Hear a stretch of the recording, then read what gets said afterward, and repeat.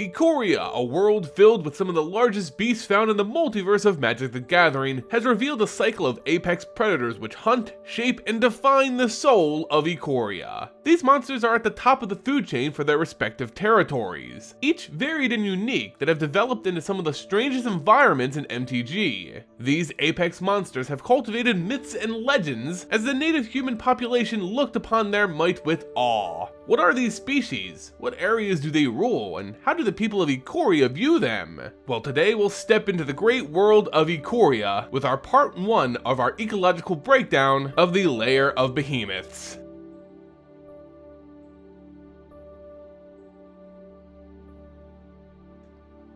Hello everyone and welcome back to the Aether Hub. I'm Sai, bringing you more Magic the Gathering lore. Today's video is about the apex cycle of mythic legendary beasts that prowl and stalk Ikoria Lair of Behemoths. And it's also sponsored by the apex of MTG Arena extensions, MTGA Assistant. It's a great tool to help in your arena experience, and it's downloadable for free at mtgaassistant.net or by clicking the link in the description below.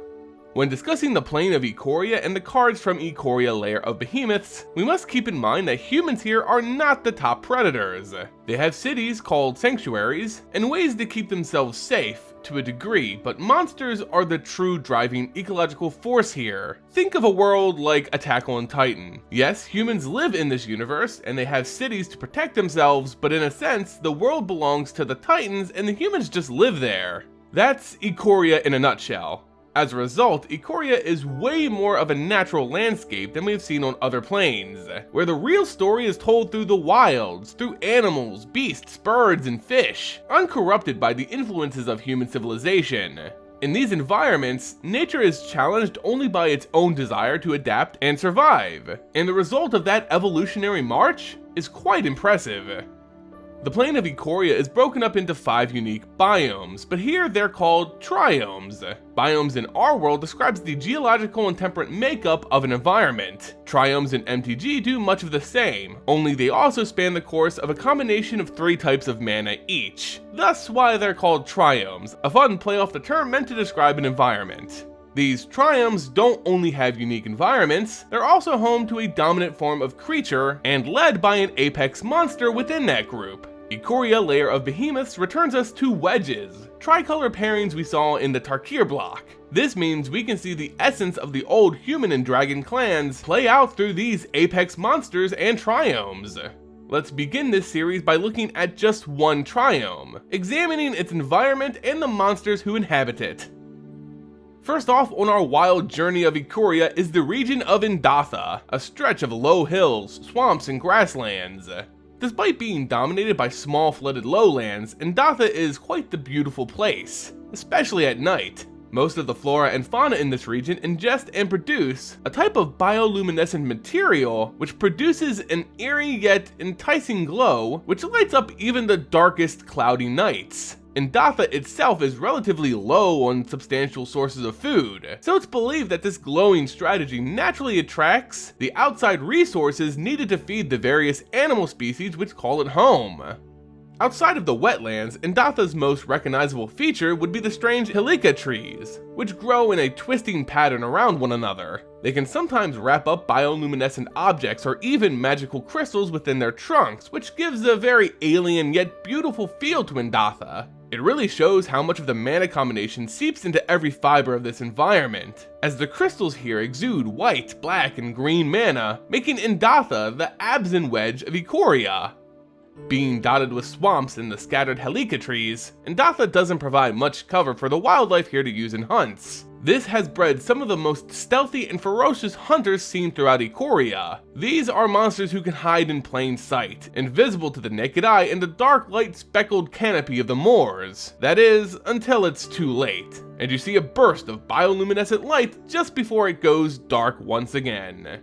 The region is host to all manner of nightcats, bat birds, and insects who make the most of the darkness to hunt. Yet there's one species that proves its dominance in Indatha: the nightmares. Nightmares on Ikoria are far more of a physical, natural thing than you would see on other planes. Nightmares throughout the multiverse may appear as wispy ghosts or apparitions of magic. However, those in Indatha are very much the result of evolution at its core. True monsters. Nightmares are easily distinguishable from other creatures by their unique body shape and appendages, namely, how many extras they have. While cats and bats will have recognizable anatomies, nightmares are often varied, but will typically have extra eyes, arms, legs, or tails. Sometimes multiples in combination of each of these appendages, and some appearing with no eyes whatsoever. The people of Ikoria believe nightmares were spawned from their fears, or that they even feast on fear itself. Whatever the case, no fear has ever been enough to sate a nightmare before it attacks. Your best bet is to stick to a large group surrounded by as much light as possible. Nightmares are ambush predators, singling out a target, isolating them, and striking from the shadows. If you want to survive in Indatha, bring plenty of courage and light. In an environment as dark and ferocious as Indatha, it takes a truly powerful creature to rule as its apex predator. As nightmares define this territory, it's headed by one of the greatest nightmares on Ikoria, the nightmare cat Nethroi, Apex of Death. This is a 5/5 legendary cat nightmare beast for 2 generic and absent colors, one of white, black, and green. It has Death Touch, Lifelink, and whenever this creature mutates, return any number of target creature cards with total power 10 or less from your graveyard to the battlefield. Its mutate cost is 4 generic, 1 green or white mana, it's split there, and double black, so 7 mana total to mutate it. This predator highlights the amazing abilities the nightmares have cultivated for their species. You can see the multiple thin appendages it uses to silently stalk the marshy wetlands of its territory, and its 3 sets of eyes which allow it to see prey even in the darkest enclaves of Indatha. But what really sets this monster apart is how it gave all other nightmares their name. Its ability to bring the dead back to life, to haunt those who had struck them down. Hunters all around Ikoria trade tales of the evil that befalls Indatha when Nethroi is on the prowl. Recent kills return seeking horrible revenge on the hunters who claimed their lives. The spirits of the dead creatures claimed by the Moors are seen floating around Nethroi, obeying its command long after their lives have ended, ready to come to the Apex's defense at a moment's notice. From what we can observe, Nethroi's ability to raise the dead is innate, but happens almost randomly as the monster appears. It can be used defensively when attacked or when it's hunting, but also at times of rest, the dead around it will spur without provocation.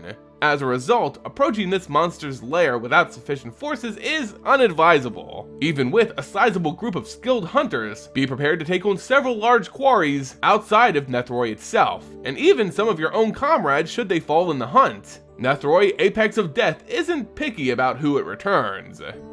The great Bestiary planeswalker Vivian Reed once encountered Nethroi while observing and taking field notes in Indatha. Here are her exact comments on this Apex predator. Quote, "Part cat, part beast, and all nightmare, Nethroi creeps through the buzzing frondlands of Indatha. Its breath imparts a terrifying unleft to the rotted carcasses strewn throughout the region. It is as fascinating as it is horrifying, which is to say, extremely." End quote. With a creature as terrifying as Nethroi, the people of Ikoria have created myths and legends to help explain how the world birthed such a monster. These collections of stories are kept by one of the wisest humans on the plane, Riel the Everwise, who keeps stock of the origins of Ikoria's most famous monsters. Her Mythos of Nethroi appears on the card of the same name, and in her famous journal known as the Tales of Ozolith. The card is an instant for 2 generic and 1 black. Destroy target non-land permanent if it's a creature, or if a green and a white mana was used to cast the spell. Its passage in the Tales of Ozolith reads, quote, "And then the shadow took living form, and the shadow devoured the man whole, body, mind, and soul." End quote. So the Mythos cycle is really unique because they all get an added benefit if you pay the wedge mana of the Apex represented on the card, with it initially being monocolor for its original casting cost. In Mythos of Nethroi, it will only destroy a target non-land permanent if it's a creature, but if you pay a green and white with its cost, the spell can target other non-land permanents like enchantments or planeswalkers. So loads of added value there for a 3 mana spell. Back to the mythos, the legend of Nethroi, it really speaks to how humans perceive nightmares as more of a mythical force than a natural one. Nethroi is believed to be spawned by Shadow, and as it consumed its first human soul, became the apex of Indatha. The religion of the humans of Ikoria is certainly based on the idea of an everlasting soul, but if one is eaten by Nethroi, you don't just lose your life, but but your very soul is consumed as well. This, to the people of Ikoria, is the only way one can utterly be erased from existence. So it's the only way you should try to avoid dying at all costs. However, that's not really up to you. If you're the target of Nethroi, Apex of Death, all you can do is stay away from the shadows and hope. That's gonna do it for today's video, guys. Part 1 of our Discovery series on Ikoria, Lair of Behemoths, and the monsters that call this plane home. Let me know your thoughts on Nethroi, Apex of Death in the comment section below. Do you enjoy the region of Indatha? What do you think of the card for this Apex Predator? As always, if you enjoyed the video, make sure you show your support for the channel by leaving it a like, subscribing, and hitting that notification bell so you never miss out on the rest of this series. And until next time, guys, see ya!